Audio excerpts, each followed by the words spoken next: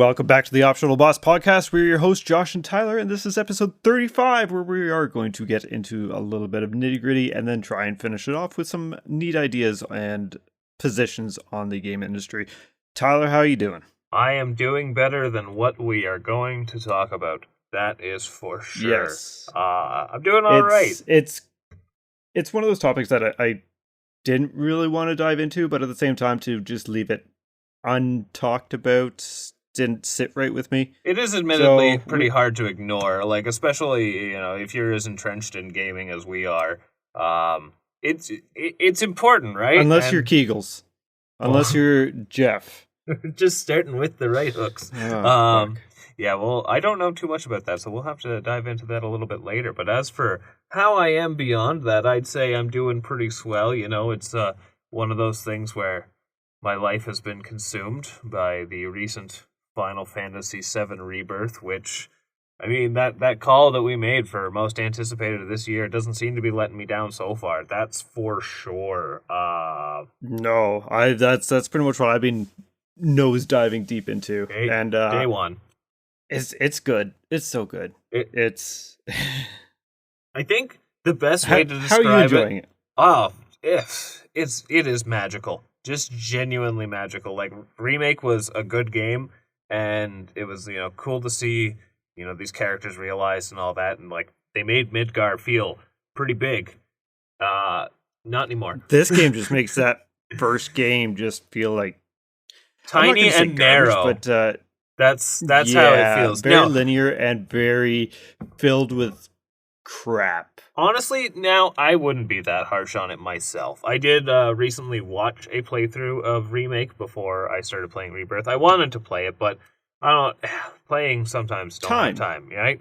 So, and I have other things that I dove into, which I'll get into after touch on this wonderful new experience for a little bit. But so when I say crap, I don't mean like the game is crap, like Remake being bad or anything. Filler. I'm just talking about just there's a lot of filler, and that's stuff I don't generally enjoy. And see, here's the thing about it. It is like find the cats that are housebroken. It's safe to acknowledge the side content in Remake as filler, because they did make Midgar feel really big, but there were some things that didn't. There was a little bit of fleshing out, like there was the mission where you go to the upper plate with the Avalanche group and stuff like that.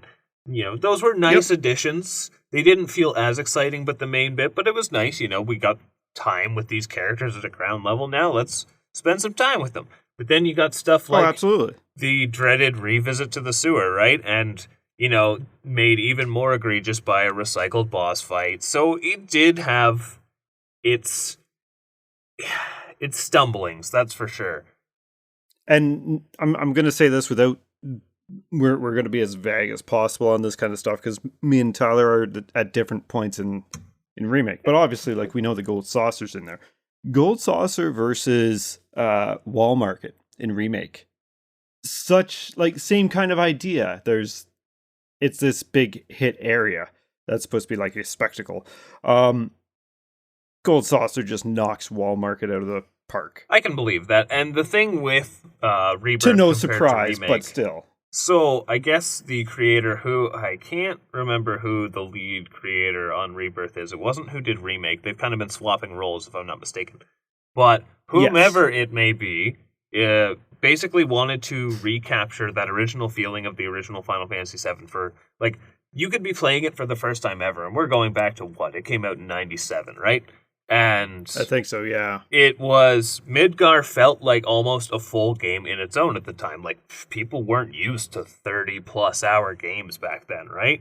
And... oh, God, no. Then that feeling when you finally leave Midgar, and there's all this to explore, and mystery, and intrigue, and he wanted to recapture that same feeling with this...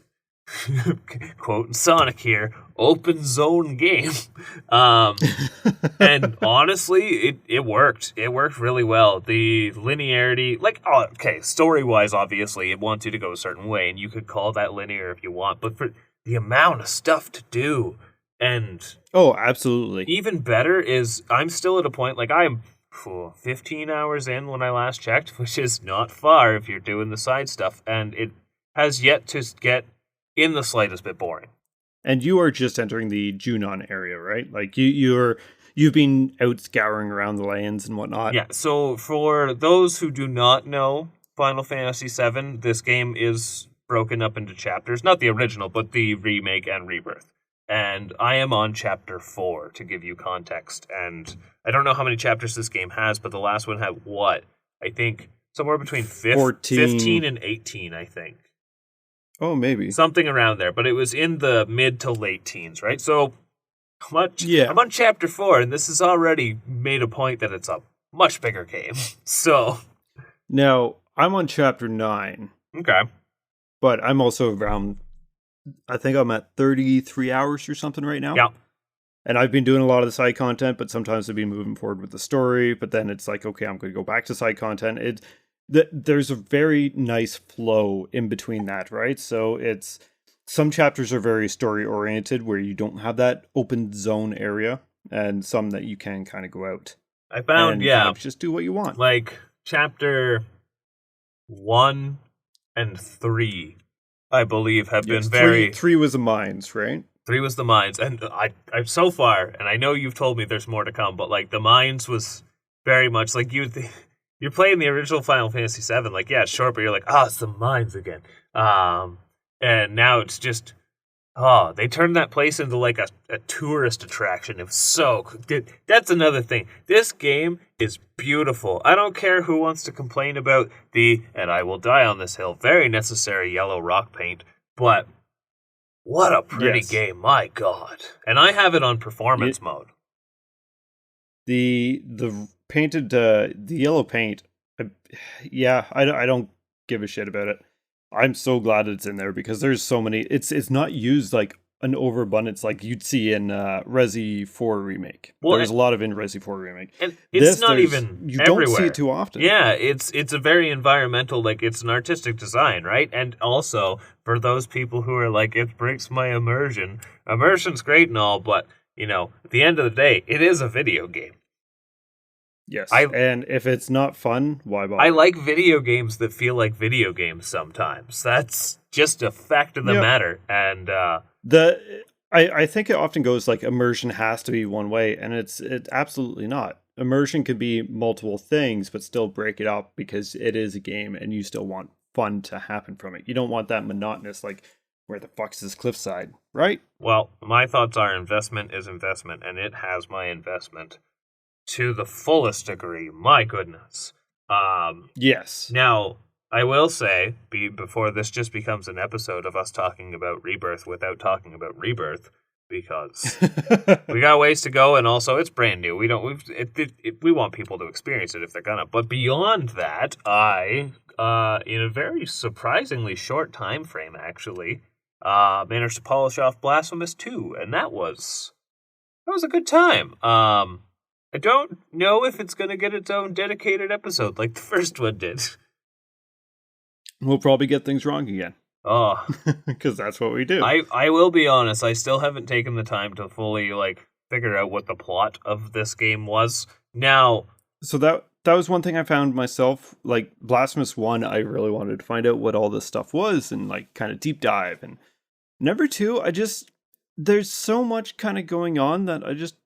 So, okay. I don't have that same drive. If I had good, to, apples to oranges, this whole situation, it's not like an Axiom Verge to Axiom Verge 2 level of difference in opinion. I really enjoyed this game. Oh, absolutely. But, yeah, I don't know, something about the first Blasphemous compared to this one. The first one actually feels more like, take this for what you will, but it feels like a work of art. It is so thoroughly... examined with a fine-tooth comb. Everything is so cohesive, and I'm not, because again, I don't know the plot or anything, I'm not about to say that they didn't craft the same level of detail in the second one, but it wasn't nearly as striking. It felt like they were trying to do what was impressive in the first one again, as opposed to just being its own thing, right?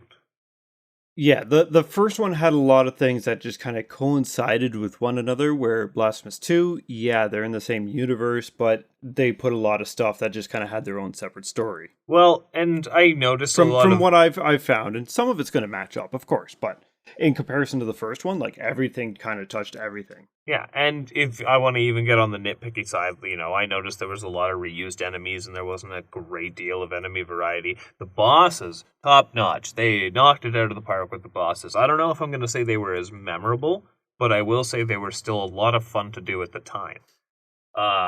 Yeah, it was a good time, and it's a lot more Metroidvania-ish than the first one, which is something I knew going into it.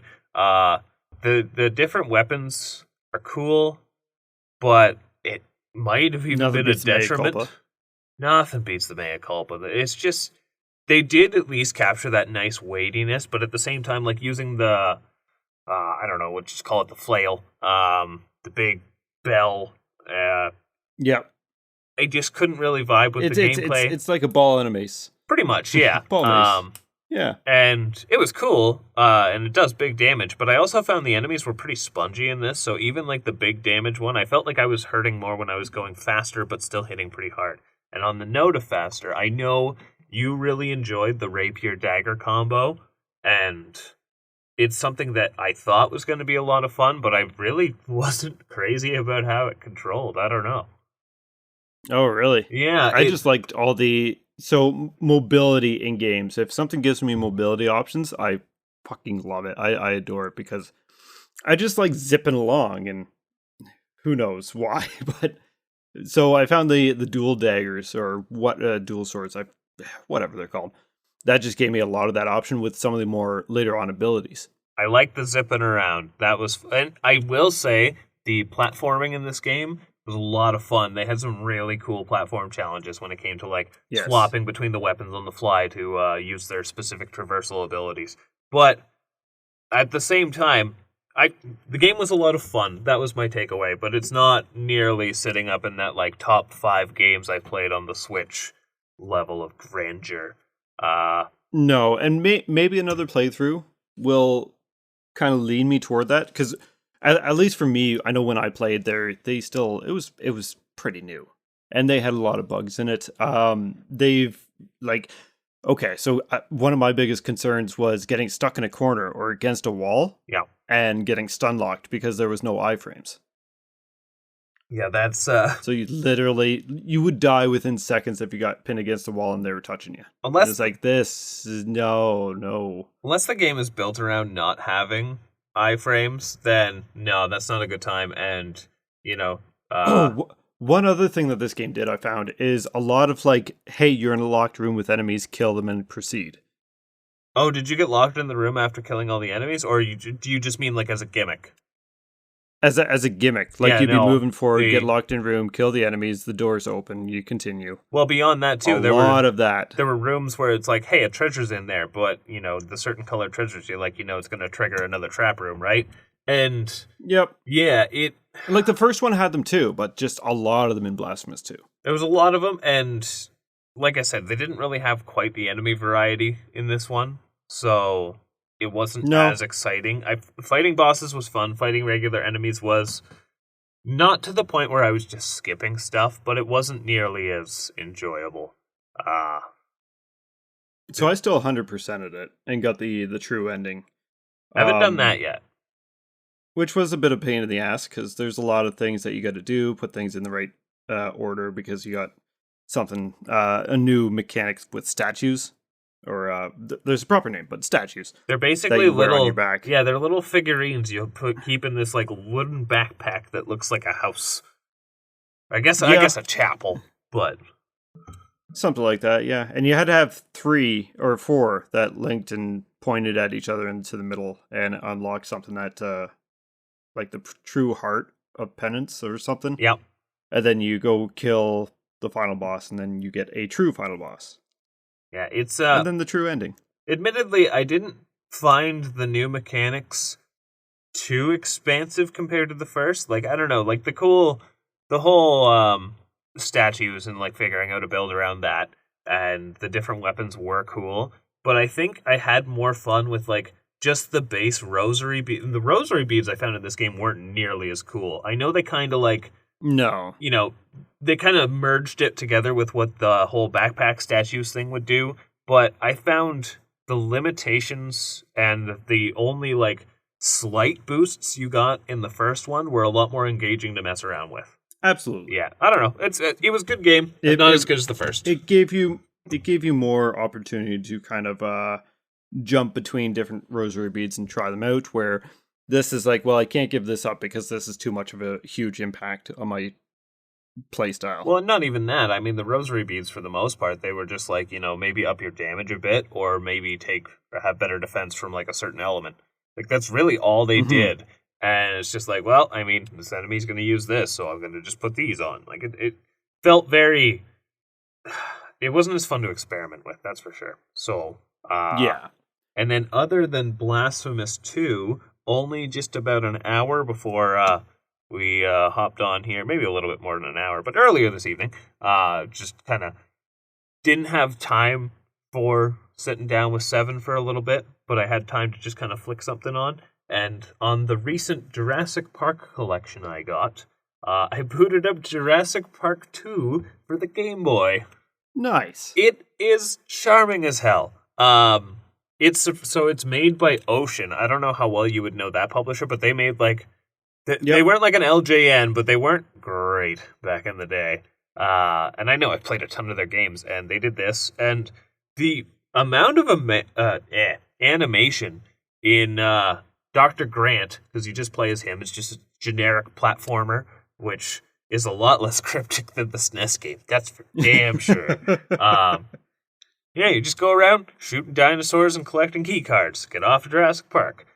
Very basic platformer, but so charming. And like I said, the animation seems to be so good on some little details. You'd be like, I believe like Way Forward worked on this. And for those who know... For like Game Boy. Yeah. Yeah. No, Way Forward and 2D just go hand in hand. 3D, I'm not a big fan of their 3D stuff. But when they care, Way Forward and 2D care. is just nice. But also, Way Forward has done a good handful of licensed games and, well, like WWE, stuff like that. So they're right. If they got the passion, they do. If not, they're just making a buck. And you know what? Respectable. Very respectable. But, I mean, they did The Mummy Returns Demastered remake. Yes. Demastered. Yes. And that was a good time. Yes. It was short, but it was fun. It was short, but it was good. Yeah. They actually cared about that one. So I actually got the Jurassic Park collection too. I have not dove into it though. One thing that finally arrived was my copy of Curse to Golf. That's been a long time coming. Oh, yes. So I popped that in just for a bit of fun before Rebirth came out. And it was I beat it. It was a blast. I mean, it is quote unquote a roguelike. And it does golf differently. So instead of like your score going up, you only have so many shots that you have to do a hole in. It's also 2D. And then there's like it is 2D, which is a very interesting 2D way to do golf. I think there should be more. It has almost more of a mini putt vibe that way. Yes. Yeah. Very much so. And so the whole idea, like story-wise, is okay, you're about to become a golf legend in one of the great tournaments. And you just got to get this one shot done. And storm happens, you lift up your golf club and you get struck by lightning and you die. As one does. So you are sent to golf purgatory because you died playing golf. And the only way out is to complete all 19 holes. And the antagonist is...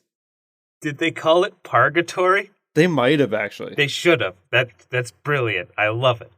That might have been it. I wouldn't be surprised because they did do a lot of golf puns in the game. It seems like because it's got kind of like a cheery art style, and it seems very like it's not taking itself seriously, right? Oh, absolutely. Yeah. And I mean, the whole idea is the greenskeeper is changing the course all the time, so that's why it always changes. And then you got the different people along the way, so every 5 holes is like a boss level. And then you got to fight the boss, and then once you beat them once, you get a permanent upgrade, and you don't have to fight them again. Oh, that's play handy. against them again. That's nice on a so, roguelike. Just as an example for the first boss, if you beat him, you get a comeback point. So you can put that down once during any round. And if you fail a hole by running out of strokes that you can take, you can return back to wherever you place this down, if you did. But then you don't have to fight him again. but you still run into them just as a friendly NPC. So, like obviously the first zone is Greenlands, then desert, and I'll leave the other two just to give an example. And they each had that boss as the person of that zone. Okay. So, and then they run the pro shop or the eternity shop. Ah, see, there's the T spelled as in chaos, eternity, because you're in golf purgatory. It has to be purgatory. Yes. I just might have not actually noticed that because, I mean, I can barely speak English, let alone read. But yeah, very, very good time. See, and it doesn't take much to beat. I lucked out when I beat it because I found a pin that gave me extra shots and a pin that let me turn on a rocket ball anytime I wanted. So it was pretty much borderline cheating. That sounds like basically a easy ticket to win. And I mean, that's kind of the whole thing with roguelikes, it's randomized, right? The pins too, right? Yeah. So sometimes you could luck out and get a really broken build really early on. And that is cool, but that's also exactly what happened. It is a bit of a bummer to beat something that quickly. Now, did it seem like it offered much in the way... Like, I know a lot of roguelikes, they want you to do it again and again, right? Like, look at Hades, but Hades did it really well. Yes. Honestly, like, it's a very good pick up and play game. It sounds like it, actually. It doesn't take very long. It's, I know I was just out of town for a bit, so I popped it in and still continued playing on. It's just one of those feel good, like Tetris. Yeah, sure, okay, do get your high score or whatever, but just pop in for another game. It's nice and arcadey. Yeah. Yeah, it's a good time. So that's the one thing. Yes, it's roguelike, but not really roguelike, but kind of. Ish. And yeah, because the only things that carry on is the boss kills. So. No, it sounds like a good time. I don't know if it's one that I would pick up myself, but it was one that I would I'd definitely be down for a try because I like golf games. There's not enough, but sometimes too many.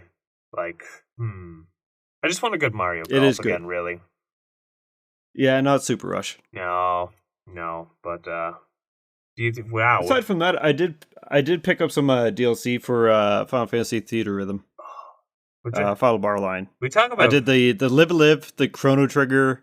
There it is. And the Trials of Mana and Secret of Mana stuff. Nice. Yeah, I've been meaning to go back to it and pick up.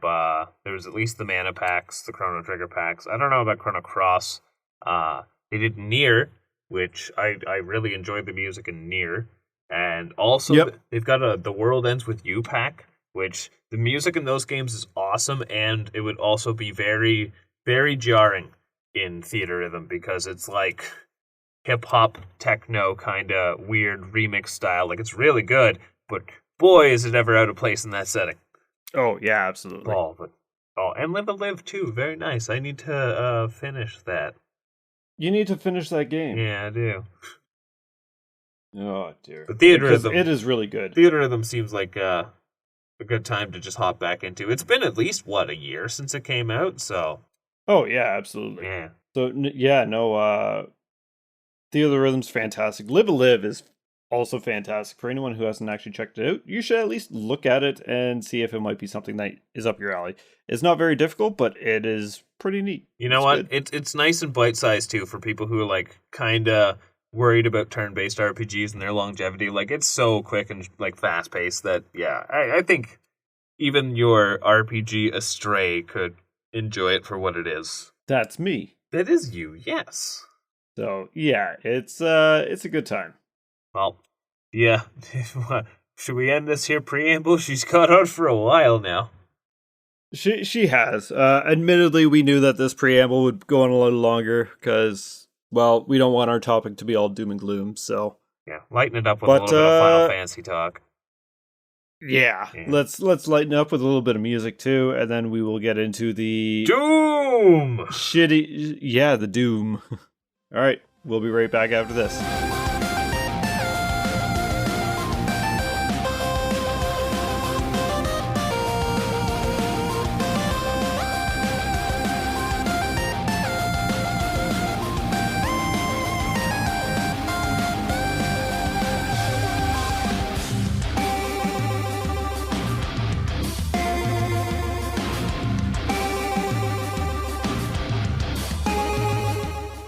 So one kind of heartbreaking issue is like these past 2 years, or 2023 and 2024 so far, has been some banger years for some awesome titles that are coming out, just making us, the consumers, really, really satisfied. Like 2023, we talked about it a bit during the Game Awards episodes, but this has been a stellar year for releases. Well, Now we're in 2024. We're already having some pretty big, like Helldivers 2 is doing wonders. Pal World hit the world with Storm.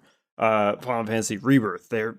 These are some massive games that are coming out. Like I wouldn't say Pal World's going to be a contender for Game of the Year by any means, but Helldivers 2 and Final Fantasy Rebirth, like those are two strong possible Game of the Years. Well, and we have a whole year to go, right? Yeah, and the thing with the Game of the Year is if you can even make a nomination after coming out in the early chunk of the year, like you have made a statement with your release. And well, absolutely, because I mean, let's face it, a lot of people's attention span nowadays is not that long, right? No. So if you can last like more than 6 months and still be relevant, let alone when does Kegels do his? Like late November, so it actually airs in December. Well, and then there's also Summer Game Fest, which is like the Game Awards light. Yep, and they still won't talk about what we're going to be talking about here in a minute. No. But it is... So the game industry has been touted like for a long time to be one of the biggest entertainment mediums in the world. Like they're making more than music and TV and movies. But it's also costing a lot in development. And unfortunately, the world, the past couple months, let alone 2023, but so far 2024 have just been also bangers for layoffs. And it's absolutely horrible, anyone that's been involved in losing their job or anything like this. And this is a tough topic to actually discuss because it is negative, and we don't want to stay on the negative too long. Layoffs aren't a banger. We do want to acknowledge it. No, it's right. And it's one of those things where, we are losing studios and developers who make the games that we genuinely love and love spending our time with. I mean, if it weren't for them, we would not be able to do what we love. So it is a very big deal when we see so many things close their doors. And especially, too, when, now, I can't speak to any specifics, but there have been a lot of these companies that have been putting out these incredible games, making tons of money, record net profits, and still kicking a bunch of people out. Yeah. It is just ridiculous, the amount of, not even just like large layoffs from these massive companies, your Sony's, your Microsoft, but there's also a lot of smaller studios that are starting to close down. And it's weird. It's funny how this is happening immediately after all of that like panic purchasing of smaller companies by bigger companies, right? Yep. And it's kind of weird because look at Rooster Teeth just the other day from the date that we're recording this. They just shut down. Granted, they haven't done much, but now I don't a bunch of Adult Swim games are being delisted on Steam and everything. Yeah, I don't know. I don't know how much I've engaged with Rooster Teeth's content before, but I know they've been a pretty big name in early internet culture and stuck around for a while. I don't know. Well, that's over 20 years. Yeah, I don't. Oh, jeez, that's the age right there. What did I see the other day that Smash Bros. Brawl just turned 16, and it's just like, oh, so time keeps on ticking. So, but Rooster Teeth was had some pretty successful franchises under their belt, like original properties. I've never engaged with it. I think it might have been an anime, and then got a couple video games. RWBY, I think, very successful franchise that they created. So they've definitely been doing things, and yeah, they had to shut their doors. What was another one that was real? I mean, there's been a bunch that have been really recent. So 2023 saw 10,000 jobs lost, which is a high number, and that really is bad. But then you look at 2024, just between January and February alone, that was 8,000. That's only 2,000 less. Oh boy. In 2 months. And some of this is coming back off the the post-pandemic stuff. Some of it's just companies overextending their hands. And there was something that I don't have the quote in front of me, but one thing I can really respect the CEO of Arrowhead Studios that's posted on Twitter was because they were dealing with all those kind of server issues and everything. And people were like, well, why don't you hire more engineers? And he's just like, I'm not going to hire more engineers just to turn around and lay them on after. Yeah. We're going to fix this issue the way that we have to. We may do some contract, which, okay, if you're signing on a contract, that's one thing. As long as it sees full term. But he was refusing to hire people just to turn around and fire them and acknowledge that. Well, there's nothing worse than offering... I have nothing for respecting. Yeah, it's very shitty when a company will take you on and not inform you that, like, you know, there's no stability with this. Like, this could be pulled out from under your feet any minute. And even worse is for a lot of these long-standing employees who have had just that happen to them. And there's so many factors. Like, I'm not about to claim to be an expert on this subject whatsoever. But I wouldn't be surprised if a big reason to blame for all this is this new rise in AI technology. I mean, you're hearing all the time there's all sorts of, like, people dicking around with AI to build their games in big companies and, like, art scandals and all sorts of things. And we don't actually have laws to define using it as a tool versus, like, taking people's jobs. Now, from my understanding, that if it is using someone's art and it doesn't have privilege, that person needs to be paid for a proper license. But even still, but it's just proving that kind of stuff. That's that I don't know how all that works. There's not enough, like, concrete reason behind that. Beyond that, there's, you know, companies are always going to be looking to save a buck, right? And oh, absolutely, it's pretty bad when it's so in your face that it's just like, yeah, we made tons of money. And we don't want to pay the people who did it. Yeah, and it's a shame.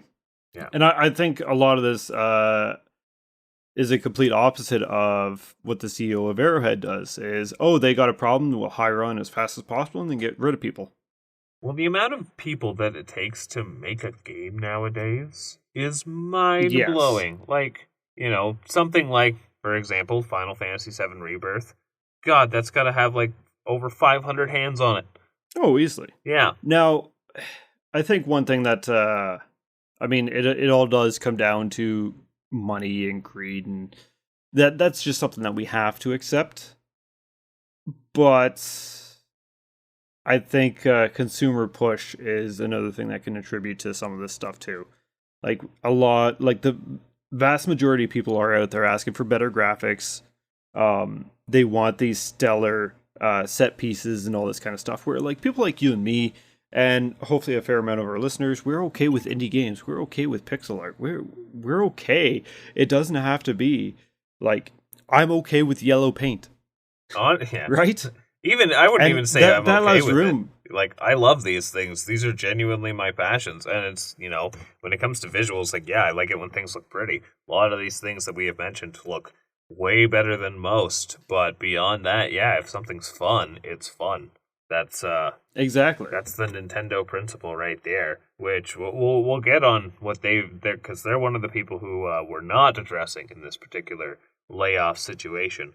But I had this amusing thought recently, because you could almost say, like, the industry as a whole is going through quite the shift, and I couldn't help but think of, what was it, like the Great Video Game Crash of '83, I think is when it was. With E.T.? Well, see, that's the thing. The pivotal game that everyone points to in that whole debacle is E.T. And now there's several more factors than that. A lot of it had to do with quality control. Absolutely. And if you kind of look where we're at right now, a big issue that a lot of gamers are seeming to have with a lot of the releases these days, because releases are so rapid fire, is quality control. And it's funny, I was thinking, what is the game that you can point to for this particular hypothetical crash that we are experiencing in 2024? And I think it's Skull and Bones I think it was their claim of being the first quadruple game ever. Like it's like Oh, it's like God. it's like a city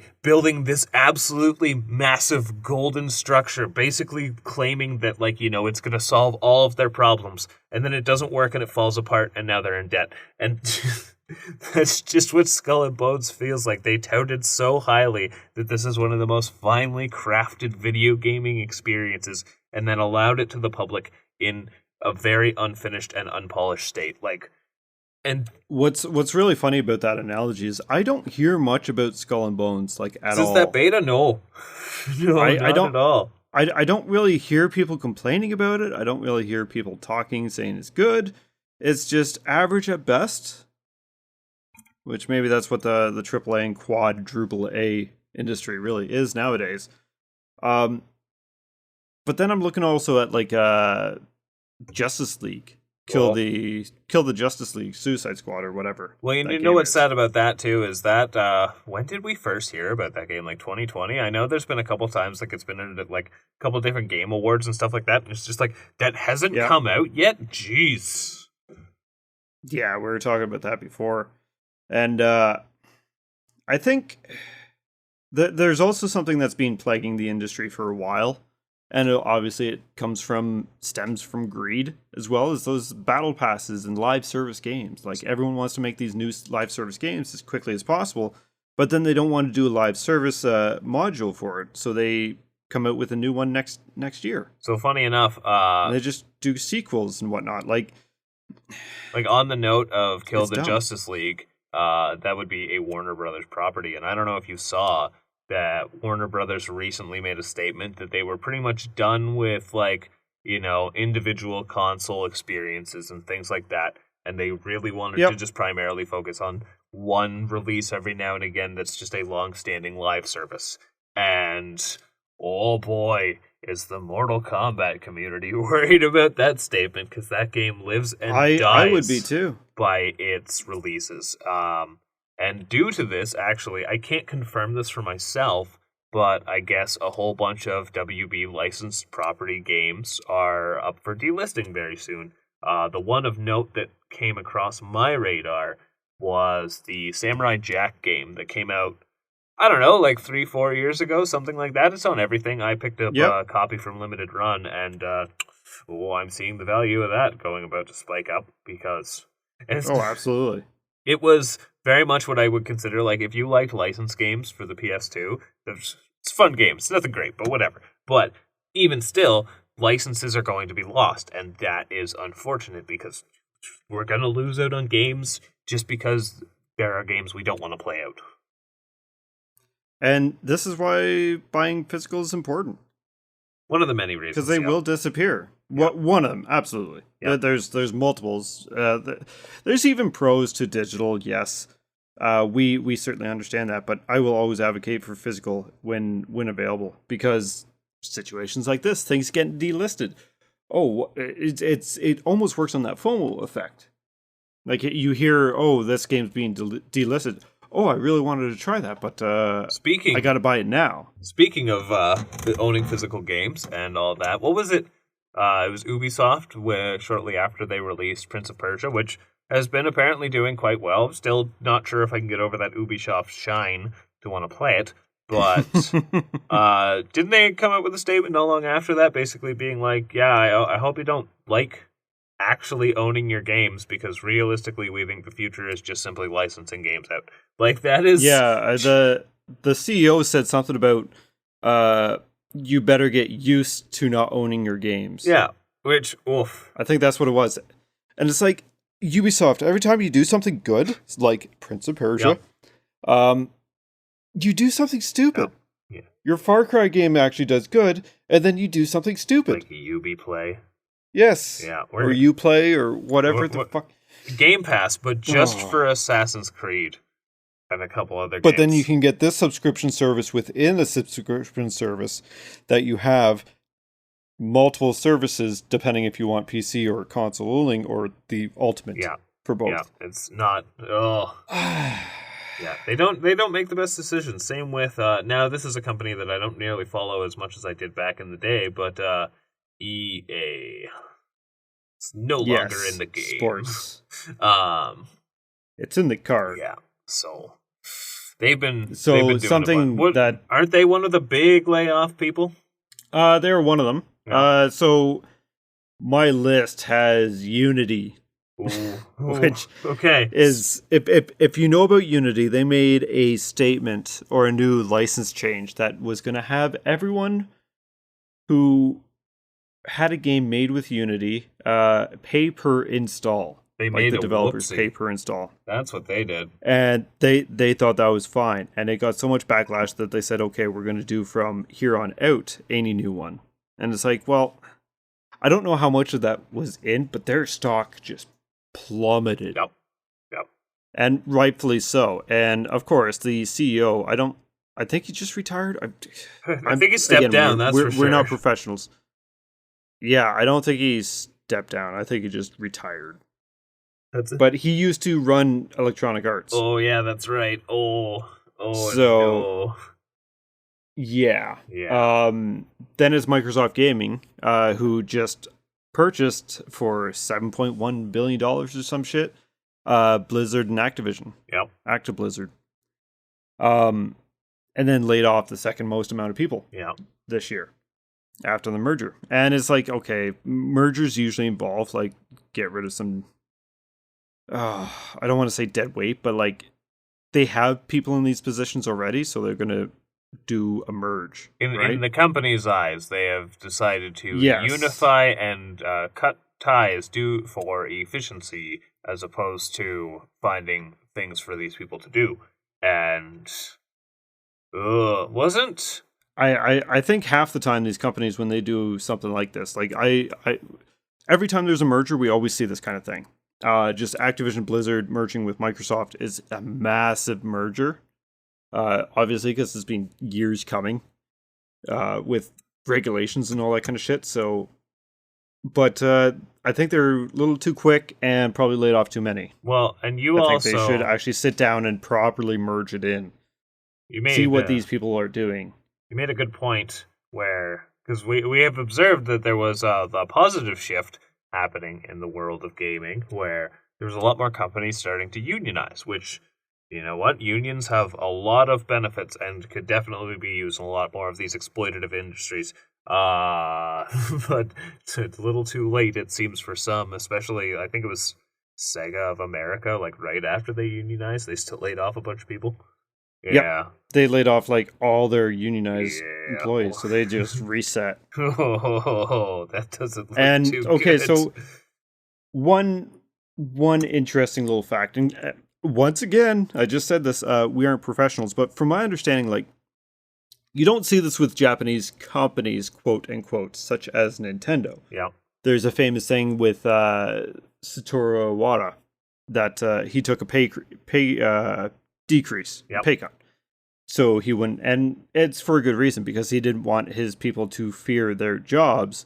And it wasn't just him, it was all the senior staff apparently. Yeah, he kept their livelihood. Just as and that's rightfully so. But Japan also has rules about layoff that honestly should be incorporated in other places in the world, but that's neither here or there. Yeah, we can't speak to their laws or ours for that matter. We are not legal experts. No, we are not legal experts. But from my understanding is they have to prove a layoff is required, so that does involve doing pay cuts. From senior management. That's proper, I would say. Now, yes. in another note of companies that are just absolutely winning in this scenario, and not winning in the way of, haha, we got money because we let people go, but just decisions that make you feel a little bit better about the company. Capcom actually recently announced, what was it, like massive wage hikes and also like really solid starting wages for new employees, like... They were rewarding the people who were still on board and making it much more welcoming for the new people. And Capcom has just been knocking it out of the park in the last couple of years. Like, they have had non-stop huge releases and then good reception. Like, they just announced a new Monster Hunter. Like, they're fine. I think Capcom seems to have a very good, like, because they have a wide range of IPs, whether they use them all, where's Mega Man? they have a very good way of going about it because, okay, Capcom, their big hits right now, Monster Hunter, Resident Evil. What else are they doing? They had Street Fighter. Street Fighter 6 just recently came out, and their time in between each one of these is actually fairly spaced out. So they're still making sure that they have a cash flow coming into the company while still paying these people. And then they're having it it's not just drop everything at once and then hope for the best and hope something sticks. And the cool thing is they're taking their time with these bigger IPs, because Capcom did, at a time, again, my beloved Mega Man, where they had an issue with just pumping stuff out way too much, way too fast, to the point where like customers got burnt out on their products and things started to fail because they were lacking in interest because there was too much there. Or they were chasing trends because look at Resident Evil 5 and 6. Yep, that's a very good example. Had to have co-op. Now it's a horror survival. Had to have QuickTime events everywhere because that was the style at the time. Yep, and I think they almost they kind of got a little carried away and then learned to reel it back once again recently. And I think like Resident Evil 3, not that it was bad, but it wasn't the same quality that people expected from 2, and it didn't take too long to come out after 2, and it wasn't as well. No, it was two different teams working. It was two different teams, but it was also not as well received, and I think that's where they were like, all right, well, when it comes to like these IPs that people are really looking forward to, let's hold it back a little bit and take our time. And Resi 4 took a little bit longer than Resi 3's turnaround, right? And it's a good thing because if they fumbled the Resi 4 remake, that would have been a lot of trust lost. Yeah, and like Street Fighter 6, that game had a long time to bake and seems to be like, you don't hear about it as much, but that's pretty common with fighting games. They come out, they rock the world, and then they get their dedicated players. And it's just been they've done some pretty shitty things with some DLC cosmetic packs, but you know what? You can't win them all, and you don't have to buy those. But in doing so, with these more successful releases, they're also able to drip feed every now and again. They've got some more, experimental stuff, or like they remastered, what was it, Ghost Trick Phantom Detective, that DS game. They did a whole-blown remake of that for the Switch and stuff. Yes. And I think that's a good way to go about it. You take your time with your big releases, and then you shoot a couple things at the wall in between. You don't have to put nearly as much money into them. Like, I would be super happy to get those fun releases like the Super Ghosts and Goblins one that I want. Resurrected? The one I want the physical of that still hasn't happened. Yes, Ghosts and Goblins Resurrected. Yeah, so... yes, I would love a physical of that. And like they're pumping out the Mega Man Legacy collections and stuff like that. Like they're keeping their fans happy while also trying to hit their metrics, which is awesome as a consumer to see. Nintendo, same thing. Like they publish a lot of stuff, they always have, but when it comes to their core IPs, they're not doing the new Super Mario Bros. Thing. They're doing the Mario Wonder thing, right? Like, yes, and like, sure, they had like the new Super Mario on Switch. It was a port or whatever, I think. Oh, but everyone loves near ports. The beginning of its life. We're never gonna not eat up those ports. Like Wind Waker. I just finished it on the Wii U. Where is it for Switch? Yes, but like on the Wii U and their handhelds, 3DS and whatnot, they had like a crap ton of them just in short succession. Because it was working really well, and then they're like, oh, people want this, and then overdid it very, very quickly. Yep. Where, they had the port onto the Switch, but then they took their time, and it came out with Mario Wonder. Yep. Well, and even, too, great. The port that they put out of, I think, New Mario U, had Bowser's Fury on it. No, that was 3D World. But it was 3D all World. The same. Like, they're like, let's actually put in the effort. They got the odd fumble here and there, like 3D All-Stars, but... honestly, like, I would genuinely believe they heard all the speculation of a 3D All-Stars and went, yeah, okay.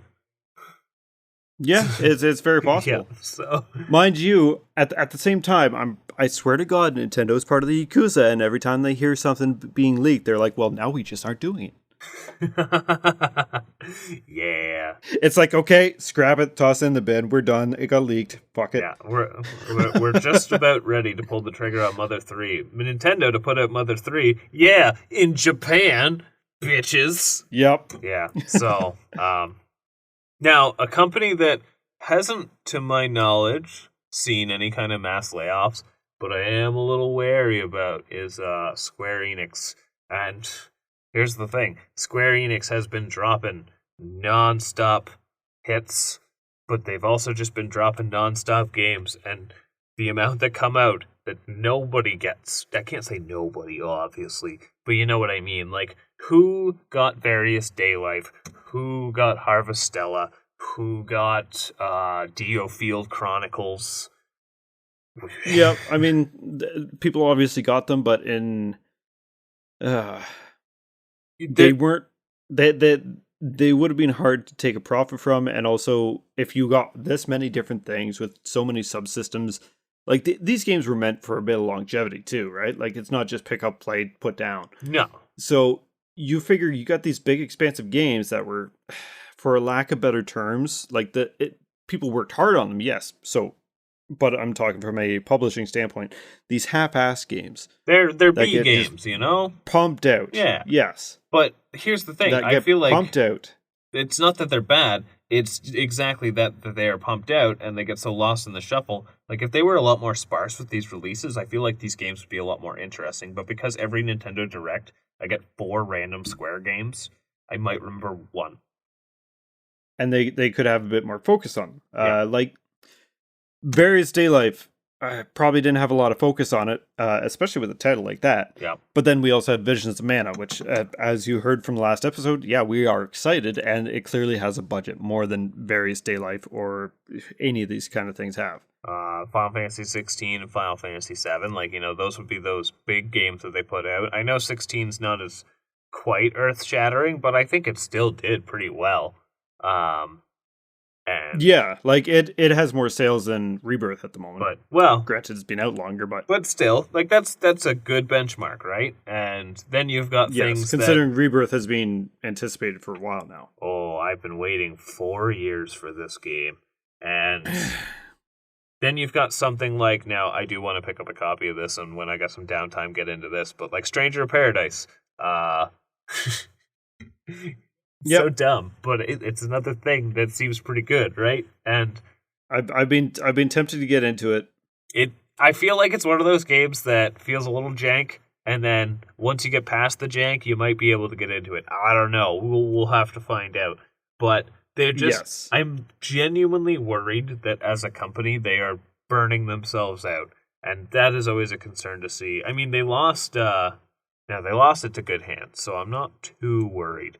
But the studio... Well, here's the difference between like Capcom. They're putting out bangers. They don't put out that many small things. Yep. But it's very like 1 year versus the next year versus the next year, right? Yeah. Where Square Enix, they're like, okay, here's one big thing. Here's a bunch of small things. Here's one big thing. Here's a bunch of small things. And it's like, just imagine if they put a little bit more focus on, like, instead of 4 small things, put all that team into one big thing. Right. And then release 2 big things. Yep. You know what I'm saying? Yep. Put all those people that you have making your Various Daylives and your triangle strategies. They don't have the triangle strategy anymore, guys. But that went to FromSoft, so I think they're good. But put all those people on this slightly meandered, and I know you're thinking about it. Make it happen, Square. That Chrono Trigger remake. Oh. Yes. Shit. But yeah, I would hate to see that they put out so much stuff that doesn't do well enough, because Square's got some pretty high expectations of their games. Yes, they do. They will sever you at the head if you did not push Tomb Raider. 6 million copies, not enough. Yeah, and now that's part of Embracer Group with Crystal Dynamics, right? Oh, Embracer Group.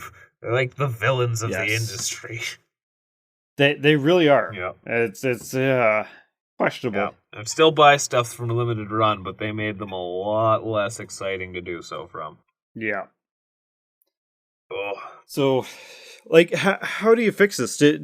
I personally think a lot of it's like everyone's trying to make a live service game. They have been for like the past 10 years, but they want to continue, instead of actually making a live service game, they keep making new live service games. You fix it. It's like, how can you stay focused on 10 games at once? You fix it by going indie like Toys for Bob.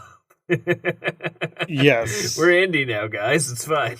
Now, don't get me wrong. I think that is pretty sweet. Like, you know, Toys for Bob's a pretty reputable company and all that stuff. But it's one of those Yep. things where I'm going to have to see the benefits of it before I can say, like, this is the way that the industry should go, because indie is becoming a very hard to gauge term these days. There was all that. Well, look at Dave. I was Dave just the going Diver. to say, yeah, all that controversy about Dave the Diver. And then you've got stuff like, and I love it, but like Lies of P, yes, technically an indie game, but, like, when I think indie still, I'm thinking like much smaller scale. So whenever I think of an indie game, I'm just thinking about like what was actually developed as an indie company versus what was helped by the publisher to develop that game. that's just it. Because there's publishers, or sorry, there's developers out there who generally just they work on the game and get a publisher to actually push it out. We'll look at Risk of Rain. It's got Gearbox behind it, right? And Gearbox, I'm not about to say has done the best stuff, but they got Risk of Rain to the people, and good on them because that game is great.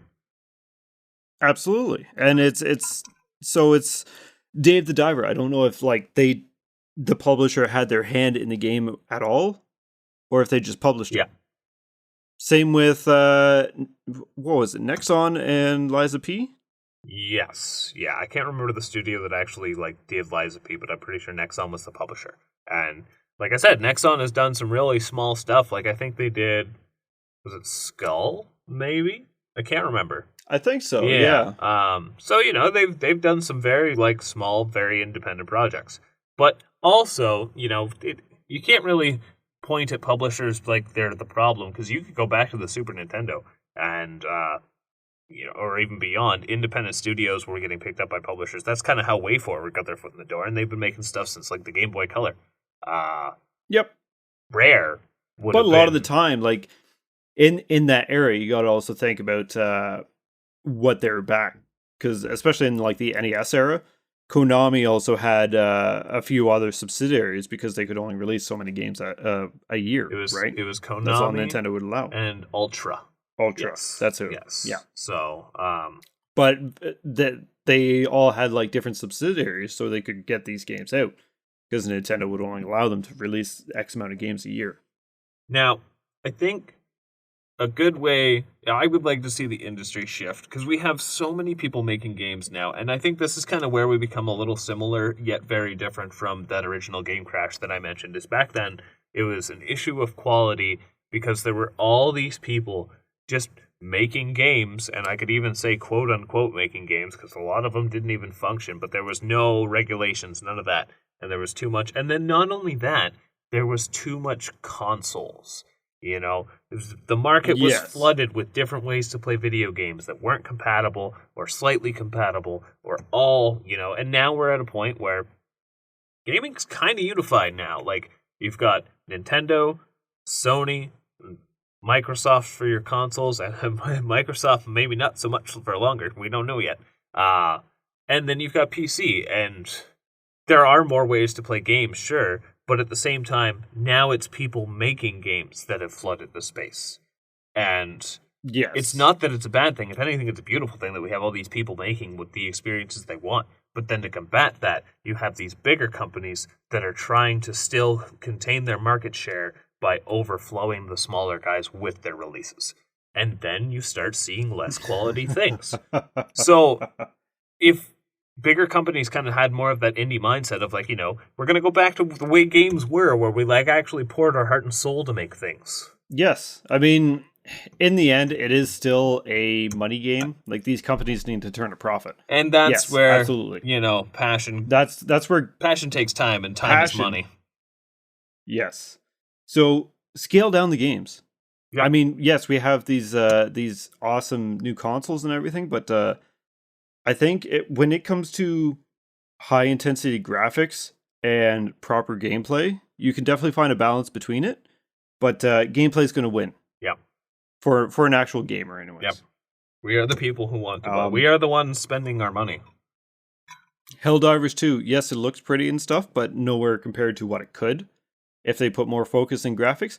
But the gameplay is winning everyone's hearts. I've heard it's actually kind of becoming a gold standard in its genre. Yes. No, it's pretty fun. So, I mean, if the video game market does crash a bit, I hope some of these AAA companies get kind of a kick in the ass that they need. And hopefully it doesn't fall on the actual workers. I hope it actually falls onto the people who are making all the very super greedy choices, because there's no reason that we have CEOs making millions and millions of dollars just in bonuses. Like Bobby Kotick was getting over $200 million in bonuses. Yeah, that's jobs right there. That's a lot of jobs for a while. That's a lot of jobs, and you're willing to cut 1,500 people, but yet you could have paid double the amount those wages with that bonus alone. Yeah. I think go fuck yourself, Bobby Kotick. Very much so. I think for myself as a consumer, and maybe this is just because I'm becoming a crotchety old man who has not enough time to do the things that I love. But I'd be more than okay if the world of gaming just slowed the fuck down. Like, we don't need all of these grand things coming out each and every day. Take your time with it so I can take my time. I love this fact that I've got this big stockpile of games that will last me till pretty much the day I die and then some. But I digress. I can't keep up. I would like a chance to keep up. Yeah. But at the same time, like, yes, take your time, but also focus on gameplay. Stop doing these little test groups that you're doing. Veer away from the market. Do things that are crazy and innovative. Because that's something the market isn't anymore, is innovative. We don't want to watch Avatar. We want to play Mario. I mean, nothing wrong now with Avatar. We can play Avatar and watch Mario. Yes, we can. Yeah, of varying degrees of quality. You can do your set pieces and spectacles and whatnot without breaking the bank. Yep. And you can enjoy the actual gameplay and make gameplay fun without focus groups. Well, and I've proven I'll spend $80 on something that's not going to take 100 hours of my time. I will spend it on something that will take 10 as long as those 10 are really good. Yes, and that's another thing. Let's work on everything having to be open world. We're slowly getting there and getting back to single player stuff. That's a little more condensed. But one of my examples I'm going to use here is Fallout 4. It's a fine enough game, sure, whatever. It's a lot of walking. It's a lot of empty space that doesn't have to be there. It's funny, the more I heard... Starfield. Oh. Starfield, one of the biggest complaints is half these planets are empty. And the people, I don't know if it's developers or publisher or Todd Howard, just saying, well, yeah, not every planet's going to have stuff on it. And it's like, it's a fucking video game. Well, and there's nothing wrong. It's a fucking video game. There are people out there for your Starfields and stuff like that. Yes. I could say the same thing about No Man's Sky. Like your endless content games, there are games that appeal to certain people. But at the same time, we don't have to make them all that. God, no. I don't, I'm a gamer who likes to search and leave no stone unturned. When you got that many stones in your game, I don't even want to play it. Yeah. Well, look how open world, what's it called? The new Zelda game. Oh, Tears of the Kingdom. Tears of the Kingdom. That was a good game. Yeah.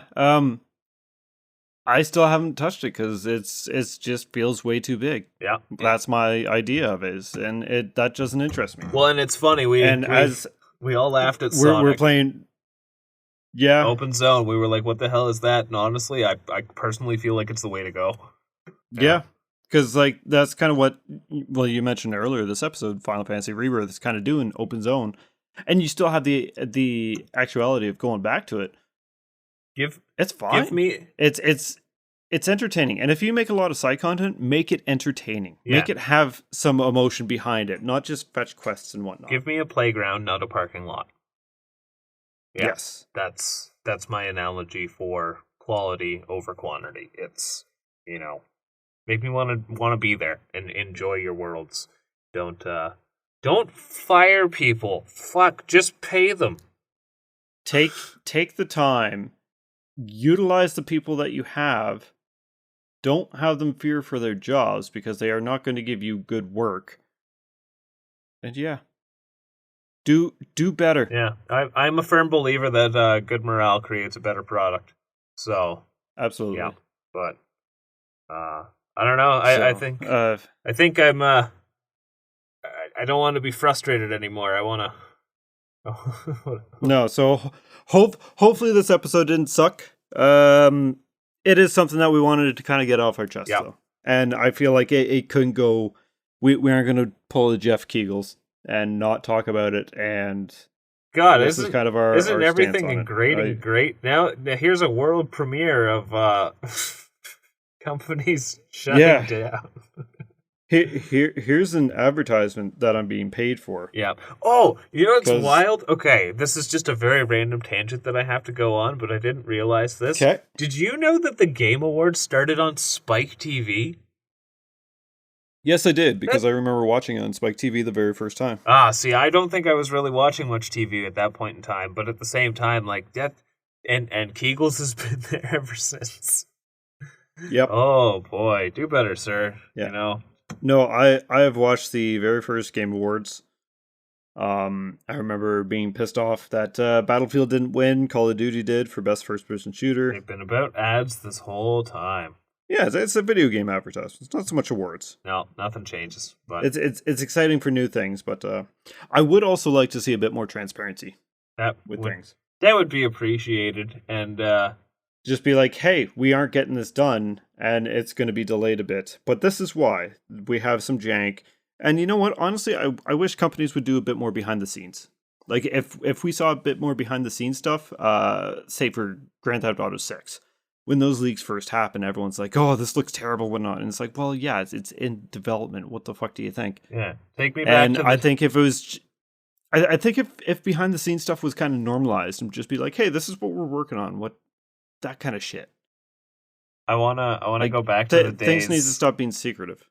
Yeah, when Nintendo would send out random VHSs to their club members, and they would have like a mini documentary about the making of Donkey Kong 64, and you've got this guy who's super extra and radical, and he can't wait to show you all the newest Donkey Kong. Hey, what are we putting in this game? And then you just get a guy at work developing a game going, so this is what I'm working on. But like, these companies could do so much with technology that we have now, like the internet, like do like a behind the scenes direct. That kind of shit, right? Like that would be cool. Translation, Team Cherry, put out a goddamn tweet. Yeah. It's funny because I was kind of thinking that. Yeah, but for the loud people out there in the group, if you are a toxic gamer, you can't show patience or any of that kind of stuff. Shut the fuck up. Yeah, show some patience. Yeah. Yeah. These are people's jobs. They stop being a toxic consumer. Go eat. Understand that things are going to take some time. Understand that we want them to take time, so there are no layoffs. So we do get a game without a day one patch.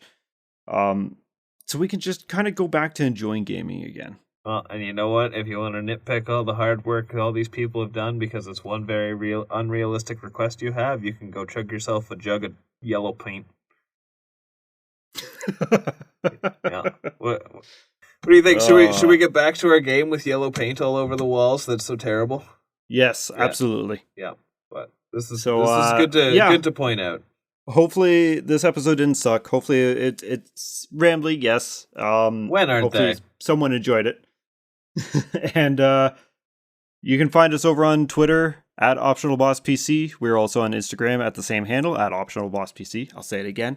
And we will see you next time for who knows what the topic's going to be, because we usually find that out before we get on, admittedly. Bye! Bye!